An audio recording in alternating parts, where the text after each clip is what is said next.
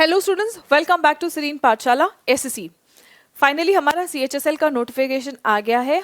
Exams होने वाला है, ये तो हमें पता ही था, एक्सपेक्टेड था, बिकॉज डेट शीट पहले ही रिलीज हो गई थी। बट नोटिफिकेशन में हमें एग्जैक्ट डिटेल्स जैसे नंबर ऑफ वैकेंसीज, फॉर्म हमें कब फिल करना है ना, फॉर्म फिलिंग डेट वगैरह ये सब कुछ पता चलता है। अब नोटिफिकेशन के साथ साथ थोड़ा सा एक चैलेंजिंग न्यूज़ है हमारे लिए, शॉकिंग न्यूज़ है। नंबर ऑफ वैकेंसीज कम है, 1600 वैकेंसीज है, बहुत कम वैकेंसीज है। बट उसके लिए एक वैलिड रीज़न भी है। जो पोस्टल असिस्टेंट का आपका पोस्ट है वो पहले सीएचएसएल के अंडर में आता था, अब जो है ये शिफ्ट होके, क्योंकि इसका एलिजिबिलिटी क्राइटेरिया चेंज कर दिया गया था, ग्रेजुएशन कर दिया गया, और ग्रेजुएशन वाले एग्जाम्स जो है वो सीजीएल कंबाइंड ग्रेजुएट लेवल वाले एग्जामिनेशन में होता है ना। तो इसीलिए आप लोगों का नंबर ऑफ वैकेंसीज, क्योंकि पोस्टल असिस्टेंट ये एक ऐसा पोस्ट है जिसमें बहुत ज़्यादा पोस्ट्स निकलते हैं, तो जो बल्क ऑफ पोस्ट्स है, जो काफ़ी मात्रा में जो वैकेंसीज बढ़ा देता था, वो सीएचएसएल में से शिफ्ट होके सीजीएल में चला गया है। ठीक है, और इसीलिए एक्सपेक्टेड था कि नंबर ऑफ वैकेंसीज डाउन तो जाएंगी, और ये टेंटेटिव वैकेंसीज है, यानी कि 1600 अभी बताया गया, ये थोड़ा सा और बढ़ेगा, लेकिन टेंटेटिव वैकेंसीज ही कम है, तो थोड़ा सा और बढ़ के भी number of vacancies, total vacancies थोड़ा कम ही एक्सपेक्टेड है। इसका मतलब कंपटीशन बहुत अच्छा होने वाला है। ठीक है स्टूडेंट्स, आइए चलिए हम लोग फॉर्म को और इस एग्जामिनेशन पैटर्न को, स्कीम को थोड़ा अच्छे से डिटेल में समझते हैं। जो बच्चे पहले भी सीएचएसएल का एग्जाम दे चुके हैं तो मोटा मोटा उनको सारे प्रोसेस का आइडिया है, लेकिन जो बच्चे पहली बार फॉर्म फिल कर रहे हैं वो सारी चीज़ें बहुत अच्छे से समझ लें और फिर उसी के बाद फॉर्म भरें। अदरवाइज अगर आपके फॉर्म में कुछ भी मिस्टेक हो जाता है तो आप लोगों का एप्लीकेशन फॉर्म रिजेक्ट हो जाएगा। अब डेट ऑफ सबमिशन जो है, डेट ऑफ सबमिशन आपका 9 मई से स्टार्ट हो गया है। ठीक है, फॉर्म सबमिशन जो है ऑनलाइन एप्लीकेशन का 9 मई से स्टार्ट हो गया है। लास्ट डेट है 8 जून, लेकिन आप 8 जून का इंतजार नहीं करेंगे। आप जैसे ही नोटिफिकेशन को पढ़ लेंगे, अच्छे से समझ लेंगे, आप अपना फॉर्म फिल कर देंगे। ठीक है, आपका ऑनलाइन फ़ी पेमेंट का लास्ट डेट है 10 जून और ऑफलाइन फ़ी पेमेंट का आपका लास्ट डेट है 11 जून। अगर चालान के थ्रू आप फ़ी पेमेंट कर रहे हैं सो आप लोगों का लास्ट डेट ऑफ पेमेंट जो है यहाँ पे आपका ऑफलाइन चालान जनरेट हो जाएगा और चालान सबमिशन आपका 12 जून को हो जाएगा। Window for application form correction, कई बार एप्लीकेशन फॉर्म फिल करते वक्त कुछ गलती हो जाती है, तो घबराएं नहीं। आपको क्या करना है, आपको ये विंडो मिलेगा, ठीक है, 14 जून से 15 जून तक का आपके पास टाइम होगा। आपको करेक्शन के लिए कुछ चार्जेस देना पड़ेगा, मैक्सिमम दो बार ही आप एप्लीकेशन फॉर्म में करेक्शन कर पाएंगे। ठीक है, और कौन एप्लीकेशन फॉर्म में करेक्शन कर सकता है, ये नहीं कि आपने एप्लीकेशन फॉर्म भर दिया लेकिन फ़ी पेमेंट नहीं किया तो यहाँ जाके आप फ़ी पेमेंट कर देंगे, नहीं। जिन्होंने ऑनलाइन एप्लीकेशन सबमिट कर दिया, फ़ी पेमेंट भी उनका सक्सेसफुल हो गया है, उन्हीं से अगर किसी एप्लीकेशन में अगर कुछ गलती हुई है तो वो यहाँ पे इस विंडो में एप्लीकेशन फॉर्म करेक्शन कर सकते हैं। ठीक है, राइट। अब आप लोगों का शेड्यूल टियर 1 का, टियर 1 एक्सपेक्टेड है आपका अगस्त में हो जाएगा, टियर 1 आपका अगस्त में हो जाएगा, एंड टियर 2 जो है ये नोटिफाई किया जाएगा, अभी इसका डेट्स डिक्लेयर नहीं किया गया है। अब सीएचएसएल के थ्रू आपकी भर्ती किन पोस्ट्स पर होती है और क्या सैलरी आप एक्सपेक्ट कर सकते हैं। जो LDC lower division clerk, LDC का जो आपका पोस्ट है, ठीक है, एलडीसी या फिर जेएसए जिसको हम कहते हैं, जूनियर सेक्रेटेरिएट असिस्टेंट, जेएसए वाला पोस्ट जो है, ठीक है, ये आप लोगों का एमटीएस के जस्ट नेक्स्ट वाला जो पोस्ट होता है वही सीएचएसएल के थ्रू फिल होता है ना। सो एलडीसी और जेएसए, ये आपका पे बैंड अप्रोक्सीमेटली आपका 38,000 तक आप इसकी सैलरी जाती है। दूसरा आ गया आपका डेटा एंट्री ऑपरेटर। जो डेटा एंट्री ऑपरेटर है इसमें भी दो तरह के डेटा एंट्री ऑपरेटर्स हैं, एक है जो मिनिस्ट्रीज और डिपार्टमेंट्स में, एंड दूसरा जो अदर्स, मिनिस्ट्रीज और डिपार्टमेंट्स के अलावा अदर ऑर्गेनाइजेशंस में। ठीक है, तो इनका भी जो आपका सैलरी है आप इसको एक्सपेक्ट कर सकते हैं something around 44K to 50K, 44 to 50K ये आपकी सैलरी यहाँ पे हो जाएगी। ठीक है, ये तो आपके पोस्ट हैं। अब एलिजिबिलिटी क्या है, एजुकेशनल क्वालिफिकेशन आपका क्या होगा, आप ध्यान रखेंगे ये 12th स्टैंडर्ड लेवल एग्जामिनेशन है, मतलब जिन भी बच्चों ने अपना 12th दिया है, ठीक है, या फिर हो सकता है आपने 12th का एग्जाम अभी दिया है, रिजल्ट नहीं आया है, लेकिन आप लोगों का रिजल्ट आ जाना चाहिए कब तक, 1 अगस्त 2023 के पहले आप लोगों का रिजल्ट आ जाना चाहिए।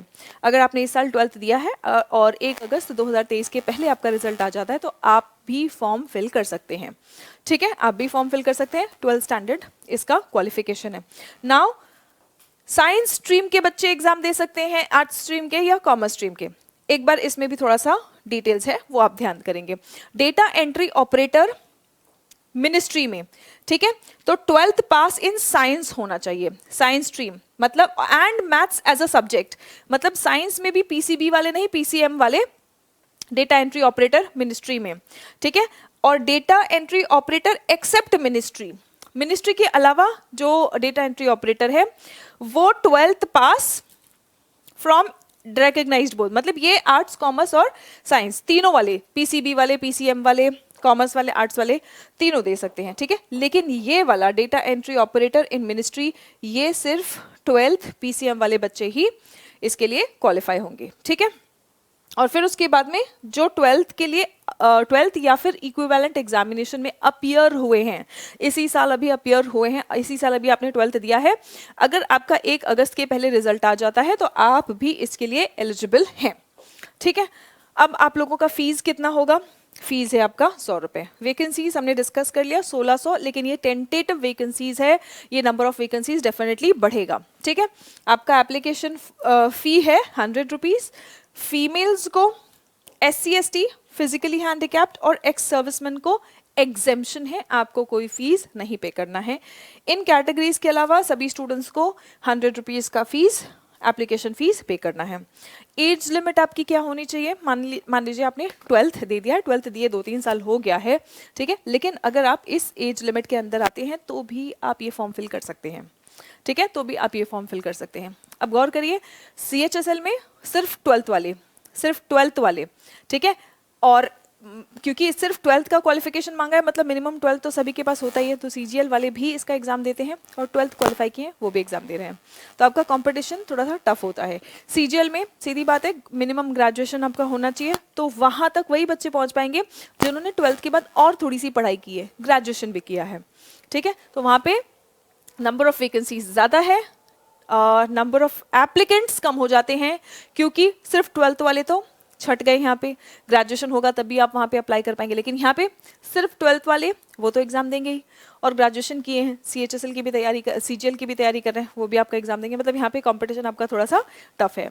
ठीक है, अब देखिए एज आपका क्या हो, एज लिमिट 18 to 27 ईयर्स, लेकिन आपका एज रेकनिंग डेट जो है, मतलब आप 18 से 27 साल के बीच आ रहे हैं, ये किस दिन को कैलकुलेट किया जाएगा? 1 अगस्त 2023, 1 अगस्त 2023 को कैलकुलेट किया जाएगा कि आप 18 से 27 साल के बीच आ रहे हैं या नहीं। पहले क्या होता था, पहले जिस साल एग्जाम हो रहा है, 2023 में एग्जाम हो रहा है, तो इस साल के 1 जनवरी को एज ऑफ रेकनिंग माना जाता था, मतलब 1 जनवरी को आप इस एज के अंतर्गत आने चाहिए। लेकिन अब क्योंकि फिर यहाँ पे 1 जनवरी से लेके यहाँ पे 8 महीने का गैप आया है, इसकी वजह से बहुत सारे बच्चे डिस्क्वालीफाई हो जा रहे हैं। ये अभी चेंज है, पहले 1 जन एज ऑफ रेकनिंग था, रेकनिंग डेट था, लेकिन अब जो है ये आपका, इसीलिए CGL के बच्चे कुछ प्रोटेस्ट भी कर रहे हैं। ठीक है, सो वेल लेट्स सी, अभी फिलहाल जो एलिजिबल है वो तो तैयारी करें। कैंडिडेट्स बॉर्न नॉट बिफोर, मतलब आपकी पैदाइशी 2 अगस्त 1996 के पहले की नहीं होनी चाहिए, इसके पहले की है तो आप एलिजिबल नहीं है। ठीक है, एंड नॉट लेटर देन 1 अगस्त 2005, 1 अगस्त 2005, इसके बाद की भी अगर पैदाइश है तो भी आप एलिजिबल नहीं है, और इसके पहले की है तो भी नहीं है, मतलब इसके बीच ही आप लोगों का डेट ऑफ बर्थ आना चाहिए। ठीक है, एज रिलैक्सेशन आपका ST, SC, OBC ये सब आपका 5 years 3 years आपका CGL के गाइडलाइंस के अकॉर्डिंग है। सिलेक्शन प्रोसेस आपका क्या होगा? सिलेक्शन प्रोसेस में पहले डिस्क्रिप्टिव आता था, अब डिस्क्रिप्टिव नहीं आएगा, यानी कि अब आपका सिलेक्शन होगा Tier 1, Tier 2 computer based examination. ठीक है, computer based examination, objective questions, MCQs, उसमें भी आपका Tier 1 जो है ये क्वालिफाइंग है, ये आपका Tier 1 जो है ये क्वालिफाइंग है, मतलब आपको इसको सिर्फ क्वालिफाई करना है। इसमें जो भी नंबर आएंगे ये आपके फाइनल मेरिट में नहीं जोड़ा जाएगा। सिर्फ टीयर टू में जो नंबर आएगा वही डिसाइड करेगा कि आपका सिलेक्शन किस पोस्ट पर हो रहा है और सिलेक्शन हो भी रहा है या नहीं। ठीक है, तो टीयर वन का अब एक बार समझ लेते हैं। टीयर वन में हमारे कौन से सब्जेक्ट्स आएंगे, कितने मार्क्स के लिए आएंगे। ठीक है, टीयर वन में आपका इंग्लिश लैंग्वेज का बेसिक नॉलेज चेक किया जाएगा। ठीक है, नंबर ऑफ क्वेश्चंस कितने होंगे, 25 क्वेश्चंस, 50 मार्क्स, मतलब ईच क्वेश्चन कैरिंग 2 मार्क्स, 1/4 आपका नेगेटिव मार्किंग होगा। इंग्लिश होगा, जनरल इंटेलिजेंस है आपका, मतलब रीजनिंग, आपका एरिथमेटिक, मैथ्स और जनरल अवेयरनेस। यहाँ पर आपका नंबर ऑफ क्वेश्चंस और मार्क्स वेटेज सबका इक्वल है। आपके पास 60 मिनट्स है, 60 मिनट के अंदर अंदर आप लोगों को ये एग्जामिनेशन कंप्लीट करना है। ठीक है, टीयर टू आपका ऑब्जेक्टिव टाइप होगा, एमसीक्यूज होंगे और आपका क्वेश्चन जो होगा हिंदी और इंग्लिश दोनों में होगा, except the English section. English वाला सेक्शन तो इंग्लिश में ही होगा, बाकी सब मैथ्स, रीजनिंग, जीएस ये सब बाइलिंगुअल होगा, हिंदी और इंग्लिश दोनों होगा। ठीक है, नेगेटिव मार्किंग आपका 0.5 मतलब 1/4 नेगेटिव मार्किंग है। अब आ जाते हैं टीयर टू पे। टीयर टू में स्टूडेंट्स ये बहुत ज्यादा इंपॉर्टेंट है, सेम सब्जेक्ट्स जो आपके टीयर वन में थे, सेम सब्जेक्ट्स जो आपके टीयर वन में थे वो टीयर टू में भी है। ठीक है, और आपका सिलेक्शन जो है वो टीयर टू के बेसिस पर ही है। टीयर टू में जितने नंबर आएंगे यहीं पे आपको झंडा गाड़ना है, यहीं से आपका सिलेक्शन सुनिश्चित होगा। और सब्जेक्ट्स सेम वही है जो टीयर वन में थे। मतलब आपको तैयारी कैसी करनी है, आपको टीयर वन को ध्यान में रख के तैयारी नहीं करनी है, क्योंकि टीयर वन के बाद मुश्किल से आपको 2-2.5 महीने मिलेंगे टीयर टू की तैयारी के लिए। और सब कुछ पढ़ना होता है, मैथ्स भी प्रैक्टिस करना है, रीजनिंग भी करना है, मॉक्स लगाना है, इंग्लिश करना है, जीएस अपने आप में इतना वास्ट होता है, टाइपिंग टेस्ट भी करना है, क्योंकि एक ही दिन में ये सारा कुछ हो जाएगा। टाइपिंग भी प्रैक्टिस करनी है, स्पीड बढ़ानी है ना, कंप्यूटर भी पढ़ना है, तो बहुत कुछ पढ़ने को होगा और 2-2.5 महीने के अंदर अंदर आपको करना पड़ेगा। तो आज से ही आप टीयर टू की तैयारी शुरू करेंगे। टीयर टू की तैयारी सिलेक्शन के लिए करो, टीयर वन अपने आप क्वालिफाई हो जाएगा। ठीक है, अब देख लेते हैं कि यहाँ पे टीयर टू में हमारे पास क्या क्या है पढ़ने के लिए। सबसे पहली बात तो याद रखेंगे, सेक्शनल कट ऑफ है, जैसे बैंक्स में होता है सेक्शनल कट ऑफ। ठीक है, सेक्शनल कट ऑफ मतलब देखो ये सेक्शन 1 है ना, तो यहाँ पे एक कट ऑफ डिसाइड होगा, ये क्वालिफाई होना चाहिए, ये अलग से क्वालिफाई होना चाहिए, ये सेक्शन 2 है, ये अलग से क्वालिफाई होना चाहिए, और ये सेक्शन 3 है। ये तो क्वालिफाइंग इन नेचर है। क्वालिफाइंग मतलब यहाँ पे आपका कोई कट ऑफ नहीं होगा, यहाँ पे एक मिनिमम कट ऑफ होता है, वो आपका क्लियर होना चाहिए। ठीक है, 30% जो आपका मिनिमम जनरल के लिए है जैसे।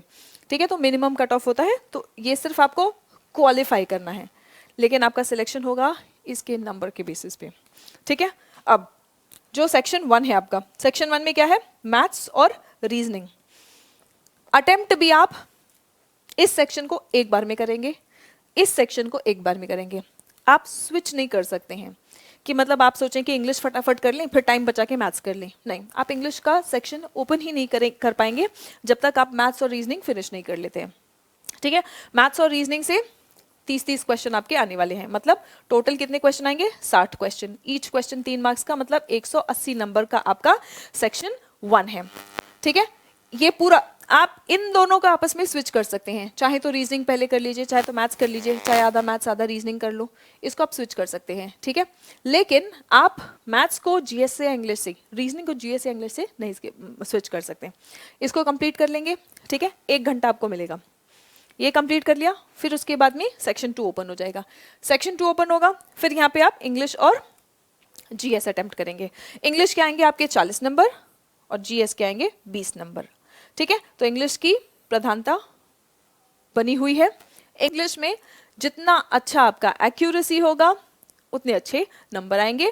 It will help you, this is one subject which is very easy, बहुत इजी है, बस थोड़ा सा आपको स्ट्रक्चर्ड गाइडेंस और स्टडी करना है और आप यहाँ पे बहुत अच्छा स्कोर कर सकते हैं। ठीक है, जीएस हो गया आपका 20 नंबर का, 180 मार्क्स, 180 मार्क्स मतलब 360 में से जो नंबर आप लाएंगे यही आपका सिलेक्शन और मेरिट डिसाइड करेगा। ठीक है, यही आपका सिलेक्शन और मेरिट डिसाइड करेगा। अब ये दोनों सेक्शन आपने दे दिया। ठीक है, फिर उसके बाद आपको 15 मिनट और मिलेगा कंप्यूटर मॉड्यूल के लिए, कंप्यूटर नॉलेज। ठीक है, कंप्यूटर नॉलेज 15 क्वेश्चन आपके आने वाले हैं 45 मार्क्स के लिए, ये क्वालिफाइंग इन नेचर है। ठीक है, मतलब 1 घंटे में आपने ये सेक्शन अटेम्प्ट किया, 1 घंटे में ये सेक्शन अटेम्प्ट किया, फिर 15 मिनट का आपका कंप्यूटर वाला सेक्शन, कंप्यूटर का नॉलेज, ठीक है। फिर उसके बाद क्या है, उसके बाद फिर आपको थोड़ा सा ब्रेक मिलेगा, ठीक है, थोड़ा सा ब्रेक मिलेगा। थोड़े से ब्रेक के बाद फिर उसके बाद में आ जाता है आपका स्किल टेस्ट और टाइपिंग टेस्ट मॉड्यूल, ठीक है। स्किल टेस्ट आपका DOs in department and ministry, ठीक है। दूसरा आपका skill test except in department and ministry वाला है, और आपका टाइपिंग टेस्ट है। बेसिकली ये सारा कुछ टाइपिंग टेस्ट है, ठीक है। बेसिकली ये सारा कुछ टाइपिंग टेस्ट ही है, स्किल टेस्ट मतलब कुछ अलग से नहीं है। ये भी टाइपिंग है, ये भी टाइपिंग है, लेकिन यहाँ पे जो आपकी टाइपिंग है वो सिर्फ इंग्लिश में है। यहाँ की आपकी टाइपिंग जो है वो सिर्फ इंग्लिश में है। यहाँ के लिए आपके पास 15 मिनट है, ठीक है। और ये जो टाइपिंग टेस्ट है, यहाँ पे आप फॉर्म फिल करते वक्त ही बताएंगे कि आपको हिंदी में टाइपिंग टेस्ट देना है या इंग्लिश में। फॉर्म फिल करते वक्त ही आपको बताना है, ठीक है। तो जो भी आप फिल करेंगे उसी लैंग्वेज में आपके पास टाइपिंग टेस्ट आ जाएगा आपके एग्जामिनेशन के दिन, ठीक है। सेम डे उसी दिन एग्जामिनेशन होना है। सेक्शन 1, सेक्शन 2, सेक्शन 1 में आपका मैथ्स एंड रीजनिंग, सेक्शन 2 में इंग्लिश और जीएस, फिर उसके बाद में 15 मिनट का कंप्यूटर का जनरल नॉलेज, फिर उसके बाद में आ जाता है आपका सेक्शन 3 जहाँ पे आपका स्किल टेस्ट और टाइपिंग टेस्ट होगा उसी दिन, ठीक है। ये सब आपका क्वालिफाइंग इन नेचर है, यानी कि अगर आप इसको क्वालिफाई करेंगे तभी वहां वाले नंबर जोड़े जाएंगे मैथ्स, रीजनिंग, जीएस, इंग्लिश के। अगर आपने वहां पे बहुत अच्छे नंबर लाए लेकिन ये क्वालिफाई ही नहीं किया तो आप डिसक्वालीफाई है, आप रेस से बाहर हैं, ठीक है। तो मतलब आपको इसका भी प्रैक्टिस बढ़िया से कर लेना है, ठीक है। ये क्वालिफाई नहीं किया तो सारी मेहनत बेकार हो जाएगी, सारा पढ़ा पानी फिर जाएगा, ठीक है। अब टियर 2 जो है स्टूडेंट्स आपका 2 सेशंस में, सेशन 1 में जहाँ पे आपका मैथ्स, रीजनिंग, इंग्लिश, जीएस और कंप्यूटर नॉलेज वाला हो जाएगा, ठीक है। और सेशन 2 में आपका जो है कि सेम डे को ही हो जाएगा, मतलब आपका यहाँ पे स्किल टेस्ट और टाइपिंग टेस्ट होगा, ठीक है। फिर उसके बाद में आ जाता है आपका it is mandatory for the candidates to qualify all the sections of tier 2। tier 2 में जितने भी sections है, section 1 मैथ्स और रीजनिंग, इसको भी क्वालिफाई करना है, अलग से सेक्शनल कट ऑफ है उसको क्वालिफाई करना है, ठीक है। आपने मान लो इंग्लिश और जीएस वाला सेक्शन क्वालिफाई कर लिया लेकिन मैथ्स और रीजनिंग वाला रह गया, आप डिसक्वालीफाई है, ठीक है। आपको सेक्शन 1 भी क्वालिफाई करना है, सेक्शन 2 भी क्वालिफाई करना है, सेक्शन 3 भी क्वालिफाई करना है। It will be mandatory for all the candidates to qualify all the, sorry it's not all the candidates, all the candidates को हम कैसे मैंडेटरी कर सकते हैं, ठीक है। It will be mandatory for the candidates to qualify all sections of tier 2, ठीक है। टियर 2 का सभी सेक्शन आप क्वालिफाई करेंगे तब जाके आपका मैथ्स, रीजनिंग, जीएस, इंग्लिश पूरा स्कोर का एग्रीगेट कैलकुलेट किया जाएगा और फिर उसके बाद में आपकी मेरिट बनेगी, ठीक है। Tier 2 will consist of objective type MCQs except for module 2, क्योंकि यहाँ पे तो टाइपिंग है तो यहाँ पे टाइपिंग के लिए एमसीक्यू थोड़ी देंगे, ठीक है। सो यहाँ पे आपका टाइपिंग टेस्ट और स्किल टेस्ट है। There will be negative marking of 1 mark each for each wrong answer in section 1, 2 and module 1 of section 3 and module 1 of section 3। module 1 क्या था आपका कंप्यूटर, ठीक है। section 3 का आपका module 1 क्या था कंप्यूटर, ये देखो section 3 का module 1 ये जहाँ पे आपके 15 क्वेश्चन आने थे, ठीक है। यहाँ पे अगर आप एक गलत क्वेश्चन करते हैं तो 1 मार्क आपका डिडक्ट हो जाएगा, ठीक है, right. Computer knowledge test mandatory है, मतलब कंप्यूटर का नॉलेज आजकल अगर हम डिजिटल इंडिया की बात करते हैं तो बिना कंप्यूटर के नॉलेज के, और कंप्यूटर का सिर्फ नॉलेज नहीं होना चाहिए, कंप्यूटर पे अगर कुछ हमें टाइप करना है क्योंकि हमारा डेस्क जॉब है, मतलब आजकल अब पेपर वर्क तो हो नहीं रहा है, all the departments are going paperless जा रहे हैं, मतलब जो भी डेटा एंट्री होगा, जो भी इंफॉर्मेशन आप जो भी रिकॉर्ड्स बना रहे हैं वो सब थ्रू कंप्यूटर होगा। तो इसीलिए टाइपिंग टेस्ट भी लगभग हर एग्जाम में आ रहा है, मतलब आप धीरे धीरे टाइपिंग करते रहेंगे तो पता चला जो एक फॉर्म 10 मिनट में भरा जा सकता है वो आप आधा दिन पूरा लंच तक आप एक फॉर्म ही भर रहे हैं या एक डेटा ही फिल कर रहे हैं, ठीक है। इसीलिए आपकी टाइपिंग स्पीड भी होनी चाहिए, कंप्यूटर नॉलेज होगा और टाइपिंग स्पीड होगी तभी आप आज के ऑफिस के डिमांड को मीट कर पाएंगे, ठीक है। Apart from showing your capabilities by performing good in your examination, you also have to have the basic computer knowledge and a minimum typing speed which is stipulated in your application forms, ठीक है। So आपका computer knowledge test जो है ये mandatory है लेकिन qualifying है, मालूम होना चाहिए कंप्यूटर के बारे में, ये नहीं कि कंप्यूटर का कुछ आता पता ही नहीं है, ठीक है। तो मैंडेटरी है लेकिन क्वालिफाइंग इन नेचर है। स्किल टेस्ट और टाइपिंग टेस्ट जो है आपका, ये भी क्वालिफाइंग इन नेचर है, ये आपके मेरिट में कोई योगदान नहीं दे रहे हैं, लेकिन ये क्लियर करेंगे तो ही मेरिट को कंसिडर किया जाएगा, ठीक है।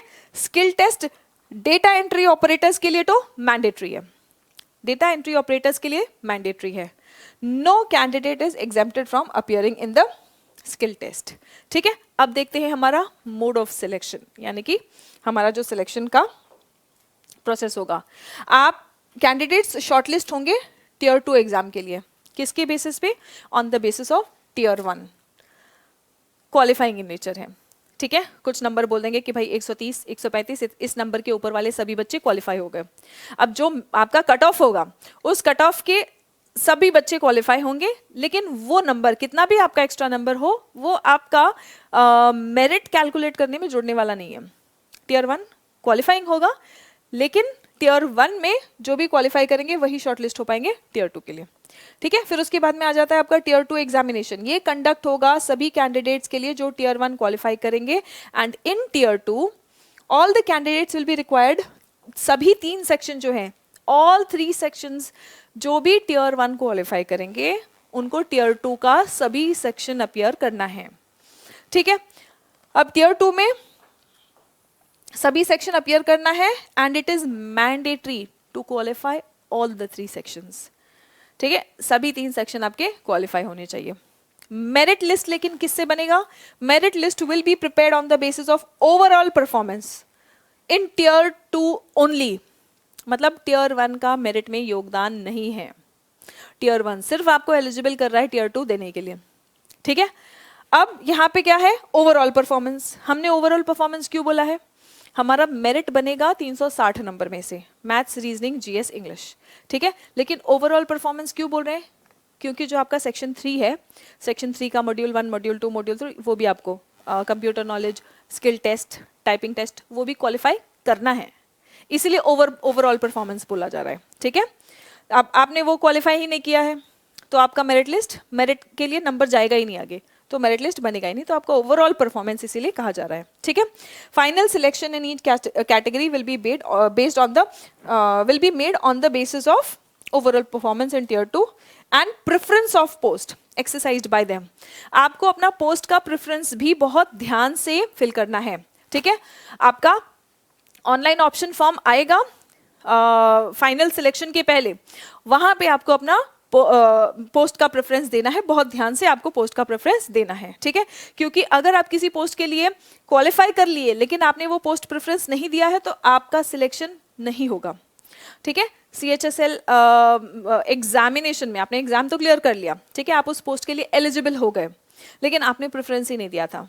जब आपने पहले ही बोल दिया था कि भैया हमें ये जॉब नहीं करना, तो आप भले ही उसके लिए क्वालिफाई हो जाएं, आपको उसके लिए कंसिडर नहीं किया जाएगा। तो बहुत ध्यान से सोच समझ के आपको पोस्ट प्रेफरेंस भी देना है। आपके फाइनल सिलेक्शन के पहले ऑनलाइन ऑप्शन फॉर्म आएगा उसमें, ठीक है स्टूडेंट्स, राइट। सो मैंने काफ़ी डिटेल में आपको सारा फॉर्म कैसे फिल करना है, क्या क्या डिटेल्स है, सब डिस्कस कर दिया है। अगर अभी भी कुछ डाउट्स रह जाते हैं तो आप लोग मुझे टेलीग्राम चैनल आप लोग ज्वाइन कर सकते हैं, सीरीन पाठशाला SSC, ठीक है। आप लोग टेलीग्राम चैनल ज्वाइन कर सकते हैं। इस चैनल पे हमारे क्लासेस भी स्टार्ट हो गए हैं राधा, ठीक है। आपका टेलीग्राम चैनल है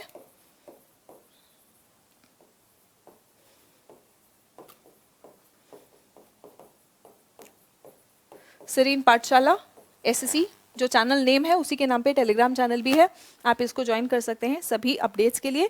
इसके अलावा अगर आपको कोई फॉर्म फिलिंग में किसी भी तरह का कुछ भी डाउट हो तो आप मुझे कमेंट सेक्शन में भी पूछ सकते हैं, ठीक है। कमेंट्स में भी आप अगर कोई भी डाउट है, कोई पॉइंट क्लियर नहीं हुआ है, कुछ समझ में नहीं आ रहा है, तो आप मुझे कमेंट सेक्शन में भी पूछ सकते हैं, ठीक है बच्चों। सो आज के लिए इतना ही। मैंने बहुत सिंप्लीफाई करके आपको पूरा फॉर्म और एग्जामिनेशन प्रोसेस सब एक्सप्लेन करने की कोशिश की है। उम्मीद करती हूँ कि आपको समझ में आया है, और जुड़े रहें क्योंकि हम लोग इस चैनल पर अब लगातार आपके एग्जामिनेशन टारगेटेड वीडियोस और क्लासेस लेते रहेंगे। मिलते हैं सेशंस में। जय हिंद एवरीवन।